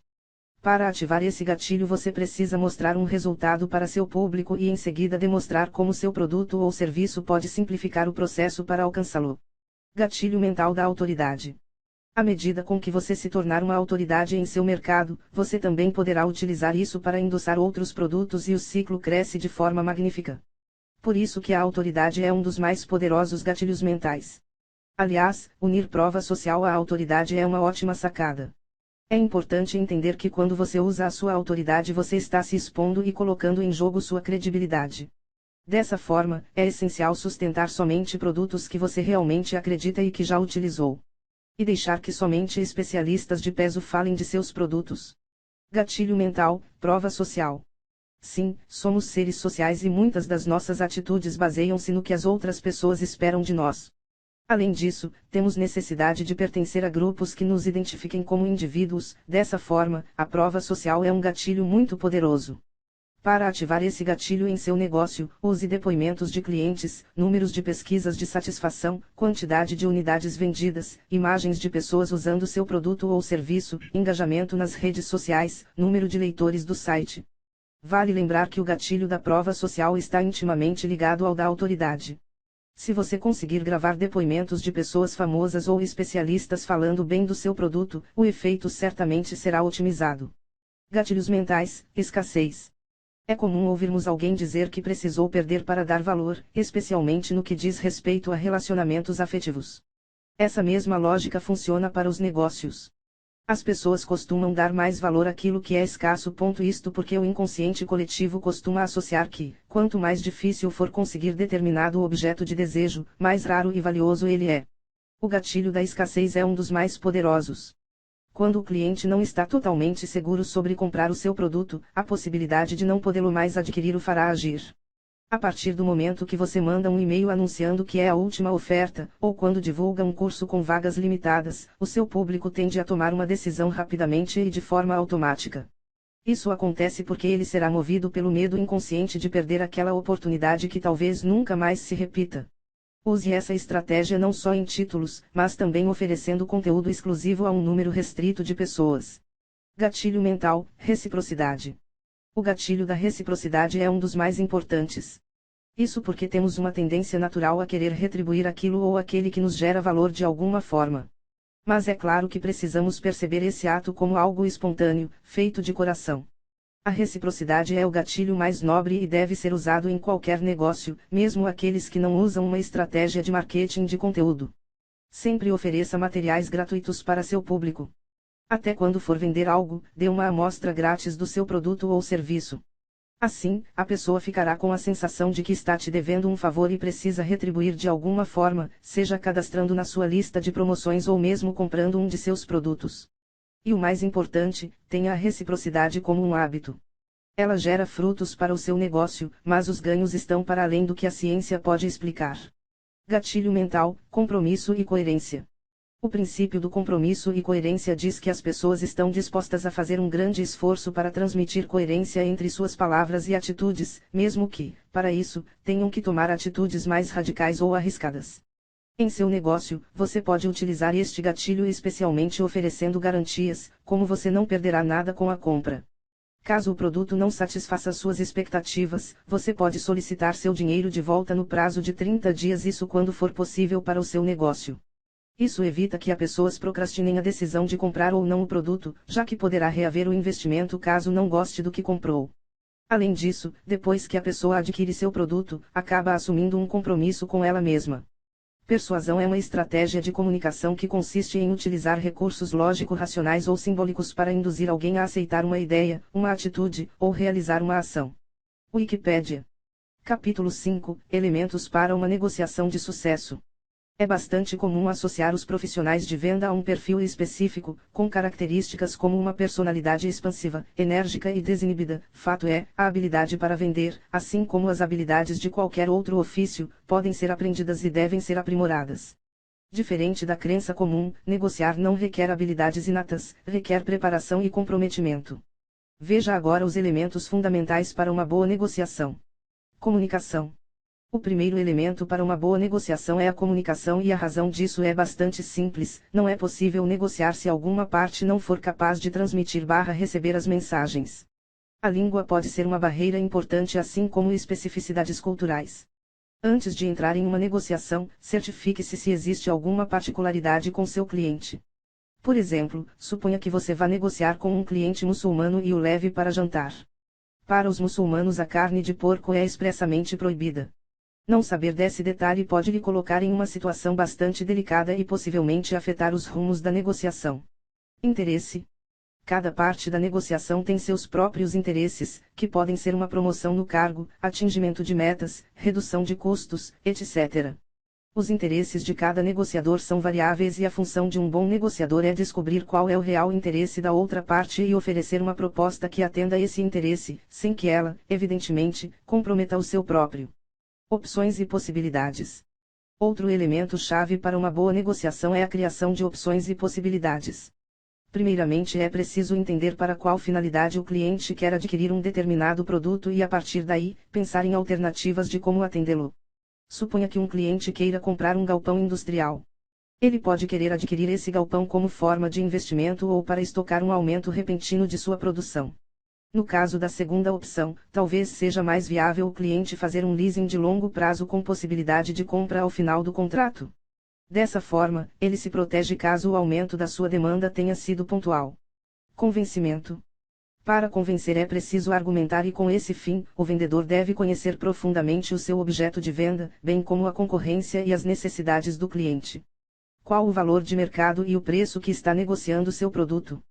Qual o padrão de qualidade dos produtos oferecidos pela concorrência? Quais são as vantagens que o seu produto oferece para o cliente? Compromisso. Para que a primeira negociação com um cliente não seja também a última, é preciso entregar o que foi prometido, no prazo que foi prometido e no preço acordado. As promessas feitas devem ser realistas. De nada adianta se comprometer com prazos que não podem ser cumpridos, com a entrega de um produto com uma qualidade superior ao produto que será entregue ou com um preço que não seja interessante a ambas partes. Essas promessas vazias podem comprometer e até inviabilizar futuras negociações. Por fim, lembre-se que o resultado de uma boa negociação é medido pela satisfação de todas as partes envolvidas. Negocie de forma a atender os interesses do seu cliente, mas também os interesses de quem você representa. O futuro pertence àqueles que acreditam na beleza de seus sonhos. Eleanor Roosevelt. Capítulo 6, Rapport, a conexão da venda. No capítulo 3 nos introduzimos o assunto sobre conexão e rapport com o cliente, agora vamos aprofundar mais, pois acredito que essa conexão seja extremamente poderosa para persuadir. O rapport entra no processo de venda no momento em que você se sente conectado com o cliente, quando a troca de informações se dá de maneira tranquila e agradável. Essa ligação acaba permitindo que algumas barreiras sejam derrubadas, de modo a fazer com que o cliente esteja muito mais apto a aceitar suas sugestões. Para entender melhor como funcionam as técnicas de rapport em vendas na prática, reunimos algumas das mais importantes. Para estabelecer rapport em vendas, comece com a linguagem corporal. Mantenha a linguagem corporal e o diálogo em sincronia. Ao atender um cliente e negociar com ele, certifique-se de que em seu processo de comunicação suas palavras e sua linguagem corporal estejam alinhadas. E que ambas fluam de maneira não ameaçadora. Técnicas não verbais, como um simples sorriso, já têm um grande poder sobre o comprador. Normalmente as pessoas se sentem muito mais atraídas por quem está com um sorriso no rosto do que por quem demonstra um semblante impaciente ou irritado. Outra técnica interessante é a técnica do espelho, sem exageros, tente repetir movimentos, e também palavras, que seu cliente esteja adotando. Falar devagar também é importante. A calma demonstra autoconfiança. Quando as pessoas falam devagar e de maneira clara, elas tendem a soar mais sinceras do que quem fala rápido, apresentando muitas ideias em poucos segundos. 2. Peça ajuda ao seu cliente durante uma venda. Quando um pedido é pequeno, naturalmente sentimos uma conexão com aqueles que nos solicitam uma ajuda. Alguma vez você já sentiu uma pontada de culpa por se recusar a ajudar alguém? Não há maior técnica para induzir pessoas para uma ação ou para uma grande conversa do que o uso de simpatia e solidariedade. Pense por um momento sobre as situações em sua vida em que você quis pedir ajuda ou foi solicitado a ajudar. Quando o pedido é simples, de duração limitada, e não ameaçador, estamos mais inclinados a aceitar o pedido. Como seres humanos, somos biologicamente condicionados a acolher esses pedidos. 3. Deixe seu ego em casa. Evite corrigir as pessoas ou fazer qualquer coisa que possa ser interpretada como uma demonstração de superioridade. Apenas ouça. Você não precisa contar a sua história de vida, precisa apenas incentivar o cliente a continuar dizendo a dele. Ao deixar o seu ego de lado, você estará colocando os desejos, necessidades e percepções dos outros à frente dos seus próprios. Na maioria das vezes, quando duas pessoas se envolvem em uma conversa, cada uma espera pacientemente a outra terminar de contar sua história. Em seguida, a outra pessoa conta a sua própria história. Geralmente sobre um tema relacionado e muitas vezes em uma tentativa de ter uma história melhor e mais interessante. Quem pratica o rapport em vendas, entretanto, em vez de contar seus próprios causos, estimula o outro a continuar falando. 4. Valorize cada pessoa, inclusive a natureza única de seu cliente.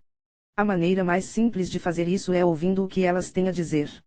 Essa técnica não requer qualquer esforço proativo além da necessidade incessante que cada um de nós tem pode contar a nossa própria história.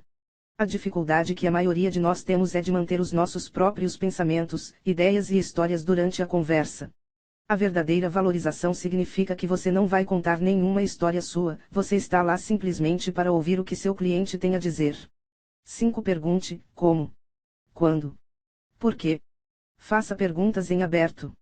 Um dos conceitos-chave de um grande vendedor é saber fazer perguntas. As melhores perguntas são aquelas que não necessitam de um simples sim ou não como resposta. Elas geralmente são questões que exigem mais palavras e pensamentos. Uma vez que o cliente fornece mais palavras e ideias, um bom vendedor poderá utilizar o conteúdo dado e continuar a fazer perguntas abertas sobre o mesmo conteúdo. O tempo todo, o cliente fornecerá o conteúdo da conversa. 6. Dê algo de valor ao seu cliente. Um brinde, um desconto, uma informação valiosa e útil que só você possui. Não importa o que for. Quando você oferecer às pessoas alguma coisa, elas vão sentir naturalmente a necessidade de ajudá-lo em troca. Não precisa ser nada grande ou de muito valor material, oferecendo qualquer coisa ao cliente, sendo tangível ou não, já conta. 7. Cria empatia e fortalece o desejo do cliente em lhe retribuir. Nesta última etapa do rapport em vendas, teremos a recompensa do vendedor, o fechamento da venda e a criação de uma relação duradoura de confiança. A maioria das pessoas se sentiria mal se recebesse um presente, ou se criasse um vínculo afetivo, ainda que breve, e esquecesse de dizer ou enviar uma nota de agradecimento a quem lhe presenteou, ou a quem lhe tratou bem. Quando alguém faz um favor ou uma gentileza, você provavelmente vai querer retribuir com gratidão. Crie empatia com o cliente, colocando-se no lugar dele, mostrando informações de valor a ele. Seu cliente irá lhe recompensar. Vendedores que adotam o rapport utilizam esse desejo de retribuição durante toda a conversa com o cliente. Junto com deixar o ego de lado, essa técnica é um dos pilares para a construção de uma boa relação. E é também a mais fácil de ser utilizada, porque presentes podem vir de diversas formas, desde elogios não materiais até produtos tangíveis. Persuasão e vendas de sucesso. Agora vou apresentar alguns exemplos de persuasão utilizado para vendas, direta ou indiretamente, que obteve resultados positivos. Um exemplo de conexão foi em 2005, em que um pesquisador chamado Gartner enviou diversos formulários de pesquisas pelo correio. Só que para um grupo de destinatários ele assinou as cartas com nomes parecidos aos das pessoas que iriam receber. Por exemplo, para o Daniel Craig, ele assinou a carta como Chanel Craig. Sabe o que aconteceu? O grupo de pessoas que receberam cartas assinadas por nomes semelhantes aos seus responderam o dobro de vezes mais do que o outro grupo que receberam cartas assinadas com nomes aleatórios. Um outro teste que foi feito nos anos 60, um pesquisador chamado Evans fez uma descoberta interessante. Examinando as estatísticas de vendas de seguradoras dos Estados Unidos, descobriu que os clientes fechavam mais acordos com a seguradora quando o vendedor tinha idade, religião, convicções políticas e até hábitos tabagistas, fumante, igual a eles.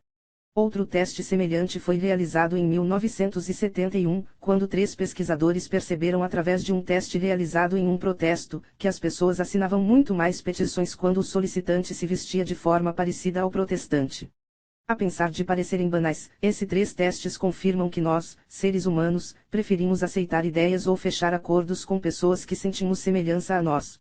Quer uma prova de como isso é eficaz no mundo dos negócios? A Avon sempre optou por revendedoras em vez de lojas físicas. Ela sempre teve sucesso com essa estratégia e se tornou uma gigante multinacional na área de cosméticos. O motivo é simples: ao fornecer à revendedora uma porcentagem dos lucros, faz com que seus clientes comprem de uma amiga ou vizinha, e não de uma vendedora desconhecida. Isso faz com que a conversão seja maior, pois há mais confiança. A Tupperware, recipientes de plástico, se tornou a empresa mundialmente conhecida que é hoje, pois começou suas vendas de uma forma parecida nos Estados Unidos. A dona de casa chamava suas amigas para tomar um café da tarde e apresentava os potes da empresa. Estimou-se recentemente que as vendas diárias da empresa ultrapassam 2 milhões de dólares. As técnicas de geração de confiança para aumentar a conexão com os clientes são utilizadas por muitas outras empresas e vendedores bem-sucedidos. O que é mais difícil, gerar conexão com um novo cliente ou com uma pessoa no qual você já fechou negócios com ela? Normalmente, o primeiro caso é considerado mais complexo, uma vez que você está realizando uma abordagem fria, buscando conversar e se conectar com um completo desconhecido para realizar uma venda. No segundo caso, há um processo com passagem de bastão realizada por atletas, que, quando é bem executada, transmite a credibilidade e a confiança que a pessoa responsável pela apresentação já possui com seu interlocutor. Enquanto o telefone ou até mesmo visitas presenciais permitem um contato ainda mais próximo, o e-mail é hoje um dos principais meios de prospecção. Gerar conexão por ele é ainda mais desafiador, considerando que aquele que irá receber o contato, pode interpretar suas palavras em um tom diferente do seu objetivo. É por esse motivo, que a grande parte dos vendedores usam o e-mail somente como o início para a conversa, o start para a negociação. Sendo que o seu objetivo é conseguir agendar uma ligação, por Skype ou telefone, ou em alguns casos até mesmo uma visita presencial. E a partir desse primeiro contato, conseguir gerar rapport com muito mais facilidade. Isso porque a conexão depende da interação humana. A probabilidade de você adquirir absoluta confiança de alguém que conversa com você apenas por e-mail é muito menor do que por telefone ou corpo a corpo. Comportamento natural. O comportamento natural é o mais simples, no entanto mais difícil de ser ensinado, pois ele trata de você tirar proveito de características da sua própria personalidade para conseguir gerar rapport. O vendedor que utiliza o comportamento natural costuma flexibilizar ao máximo o discurso de vendas preparado pela empresa, trazendo muito mais itens pessoais para as interações iniciais com o prospect/lead. Isso não quer dizer que ele deixa a venda de lado, afinal ele ainda está de olho no fechamento do contrato, mas ele apenas entende que o caminho para se gerar conexão é muito mais curvilíneo e deve ser trabalhado com uma abordagem mais humana. Quando usar o comportamento natural? Esse tipo de atitude é mais comum em alguns mercados bem específicos, como venda de produtos com ticket altíssimo, acima de 50 a 100 mil mês. 2 vendas que envolvem processo de implementação ou ciclo de vendas longo. 3 venda para público-alvo formado por vendedores ou profissionais comerciais. Em todos os casos acima, fica fácil de entender por que a abordagem natural faz sentido. A confiança para se gastar mais dinheiro ou passar um longo tempo de interação requerem um relacionamento mais forte e estreito que apenas o comportamento natural pode gerar. Por outro lado, utilizar de técnicas de vendas para profissionais experientes é acreditar em contos de fadas, já que eles vão perceber o que você está tentando fazer e o efeito será o oposto, gerando uma postura defensiva, com zero conforto. Prós e contras do comportamento natural. Como qualquer estratégia, o comportamento natural possui seus prós e contras. Se aplicado no cenário correto, você consegue potencializar seus pontos positivos. Em primeiro lugar, os cenários onde ele funciona melhor já possuem um ciclo de vendas mais longo, seja devido ao impacto interno ou aos custos.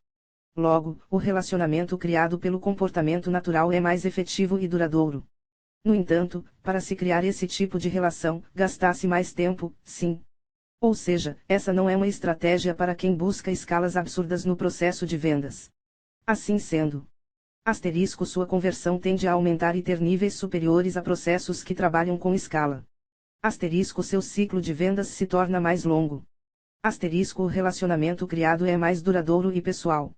Valores e critérios da conexão em vendas. Nossos valores afetam profundamente nossa congruência em relação a um objetivo. Os valores traduzem o que é importante para nós e estão fundamentados em crenças. Nós os assimilamos, assim, à nossa identidade, nós realmente nos preocupamos com eles. São os princípios fundamentais que regem nossa vida. Agir contra nossos valores nos torna incongruentes.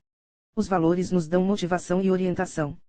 Para serem duradouros e influentes, os valores não podem ser impostos, mas escolhidos livremente, com total consciência das consequências.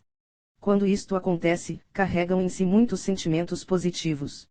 Entretanto, como os valores geralmente são inconscientes, raramente os examinamos de uma maneira clara.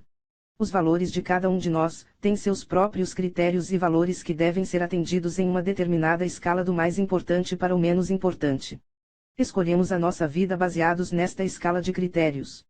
seu trabalho, seu parceiro, seu carro, suas roupas, suas companhias, etc.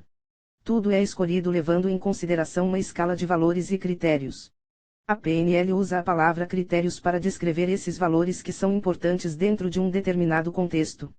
Os critérios são mais específicos e menos abrangentes que os valores. São as razões de nossos atos e aquilo que esperamos obter com eles. Trata-se geralmente de conceitos genéricos como riqueza, sucesso, saúde, etc. Nossos critérios determinam por que trabalhamos, para quem trabalhamos, com quem nos casamos, como criamos relacionamentos e onde vivemos. Acompanhar os valores ou critérios de outra pessoa cria a base para uma boa conexão. Se espelharmos seu movimento corporal mas não aceitarmos os seus valores, dificilmente obteremos conexão com os outros. Acompanhar os valores de outra pessoa não significa que temos que concordar com ela e, sim, que simplesmente a respeitamos. Sabendo disto, quando você deseja que alguém aceite algo que você está oferecendo, ofereça de forma a atender os critérios de quem está lhe ouvindo. É importante que você seja verdadeiro. A sinceridade é um dos pontos principais para a utilização desta técnica. Como descobrir os critérios do cliente? Faça uma pergunta simples, indagando se a pessoa deseja o que você está oferecendo. Caso ela responda que não quer, basta descobrir o verdadeiro motivo, modelando a pessoa. Então, pergunte: o que te impede de?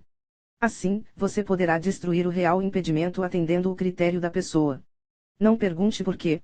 Esta pergunta traz uma crença que pode gerar um grande trabalho na hora de desestruturá-la, já que o sentimento é que as crenças são realidades supremas para a pessoa. Exemplo. Pergunta: você quer ir para o exterior comigo? Resposta: não. Pergunta: o que te impede?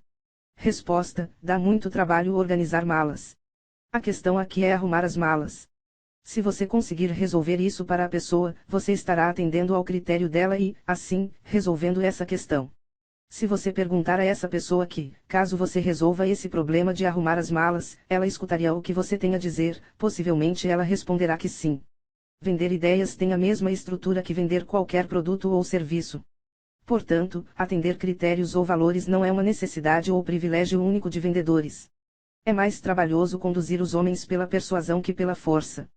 Paul Claudel. Capítulo 7, 5 passos para vender qualquer coisa a qualquer pessoa.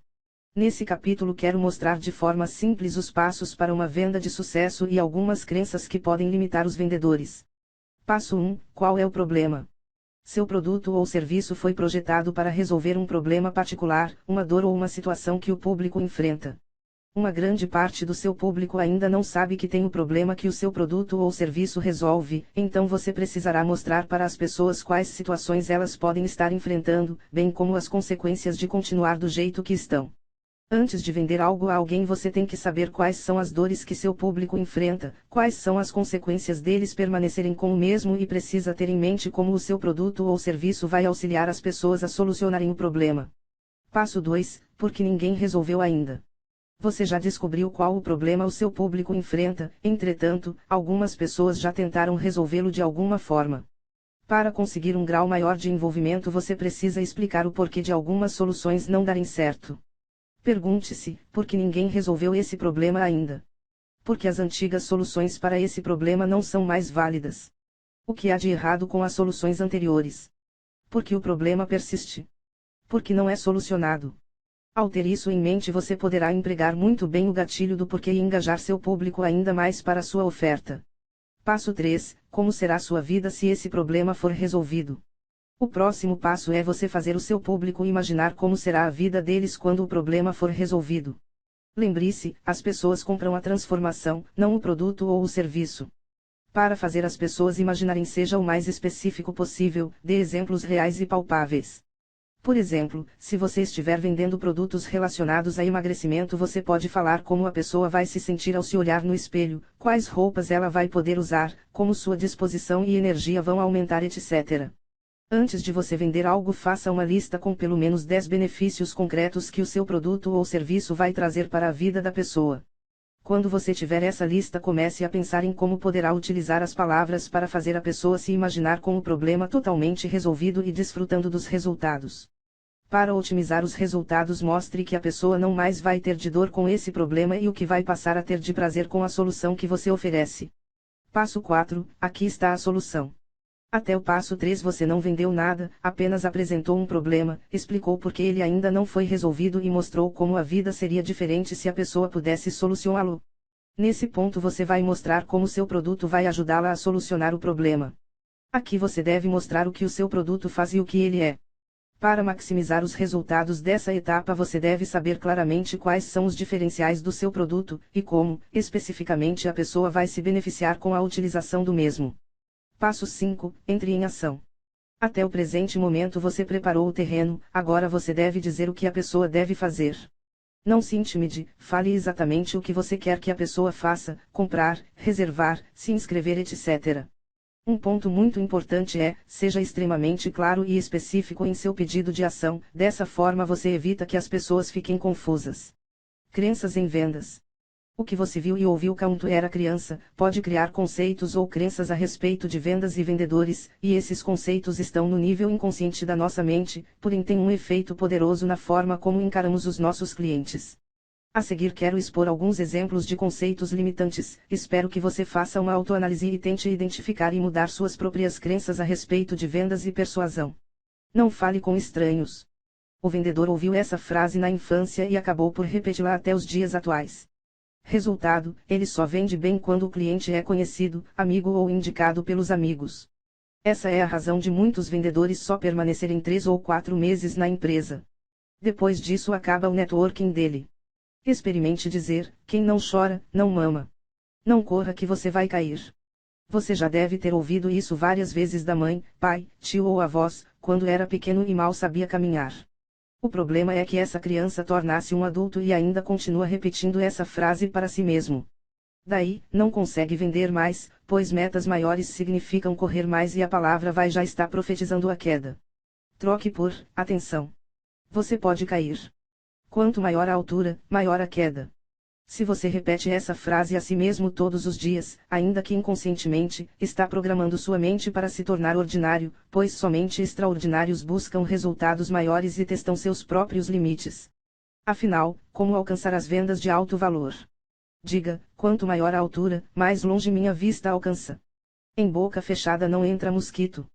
Um vendedor que não se comunica terá grandes dificuldades na hora de apresentar, negociar e fechar uma venda. Não falar é tão ruim quanto falar sem parar. Experimente: quem tem boca vai a Roma. Só faz dinheiro quem tem dinheiro. O cara acredita que o campeão de vendas da empresa vende mais porque tem mais dinheiro. De fato, ele ganha mais dinheiro porque vende mais.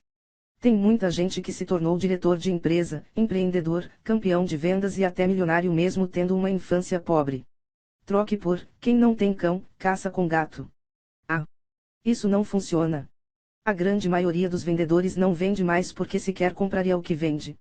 Seu inconsciente transmite essa descrença na hora da comunicação e a falta de credibilidade no produto torna-se a falta de credibilidade no vendedor e na empresa. Como você convencerá alguém se nem sequer convenceu a si mesmo? Prefira dizer: ponho minha mão no fogo por isso. Indicadores de desempenho em vendas. É muito importante termos estratégias e planejarmos nossas vendas, por isso eu coloquei abaixo alguns indicadores sobre vendas. Avalie o que é importante levar em conta sobre o seu processo de vendas, acompanhe, planeje e melhore os seus resultados através de indicadores concretos e mensuráveis de vendas. 1. Número de contatos realizados, é o número total de contatos que foram realizados no período. 2. Número de visitas realizadas, é o número total de visitas que foram realizadas no período. 3. Número de propostas geradas, é o número total de propostas que foram geradas no período. 4. Número de pedidos fechados, é o número total de pedidos fechados no período. 5. Valor dos pedidos fechados, é o valor total dos pedidos fechados no período. Também pode ser entendido como as vendas realizadas no período. 6. Quantidade de negociações em andamento, é o número total de propostas em aberto no período. 7. Quantidade de clientes perdidos, é o número total de clientes que foram perdidos ou deixaram a base no período. 8. Quantidade de clientes perdidos para a concorrência, é o número de clientes que deixaram a base para migrar para um concorrente. 9. Custo da venda, é o custo total, relacionado à venda, apurado no período. 10. Número de clientes inativos, é o número de clientes inativos a X dias no período considerado. 11. Número de clientes na carteira, é o número total de clientes na carteira. pode ser considerado o total de clientes na carteira da empresa ou por vendedor, território, região, entre outros. 12. Reclamações de clientes, é o número total de reclamações de clientes no período. Avaliação final para vendedores e não vendedores. 1. Como está minha aparência pessoal? 2. Como está minha autoconfiança em relação a atender um cliente? 3. Como está minha saudação de início? Recebo o cliente com prazer. 4. Estou utilizando-me de perguntas para entender o cliente. 5. Estou ouvindo o cliente. 6. Consigo aumentar o interesse do cliente pelo meu serviço ou produto. 7. Resolvo objeções. 8. Como está minha apresentação do serviço ou produto? 9. Como estou fechando a venda? 10. Estou conseguindo fechar vendas com o mesmo cliente. 11. Como está meu pós-venda? 12. Estou atingindo minhas metas pessoais em relação a vendas. Ser empático é ver o mundo com os olhos do outro e não ver o nosso mundo refletido nos olhos dele. Carl Rogers. A arte da persuasão ultrapassa todas as outras, e é de muito a melhor, pois ela faz de todas as coisas suas escravas por submissão espontânea e não por violência. Gorgias. O autor, apresentação. Oswaldo Neto é um jovem empreendedor, consultor empresarial, coach executivo, treinador comportamental, escritor e palestrante, formado em gestão de negócios, com especialização em consultoria empresarial e mudanças comportamentais. Presidente da Consultoria, fundador e Master Trainer do Instituto Líder Alpha. O autor vem de uma família de empreendedores, onde desde cedo se mostrou interessado pelo mundo dos negócios. Assim, concretizando seu objetivo, tem formado líderes desde 2004 e empreendedores desde 2009. É especialista em desenvolvimento humano e gestão de negócios. Coautor dos livros Maior que Coaching, A Solução e Capital Intelectual, ambas pela editora Ser Mais. Autor independente da obra Maior que os Segredos do Sucesso dos Empreendedores do Reino, pela editora Livro Novo. Autor dos livros Erupção Pessoal, Como Superar Limites e Maximizar o Seu Potencial e Te Vejo no Topo, O Poder da Alta Performance. Missão: ajudar as pessoas a se encaixarem no seu propósito de vida e liberarem o seu potencial. Contatos: Escritório, 6732225007. WhatsApp, 67 992952812.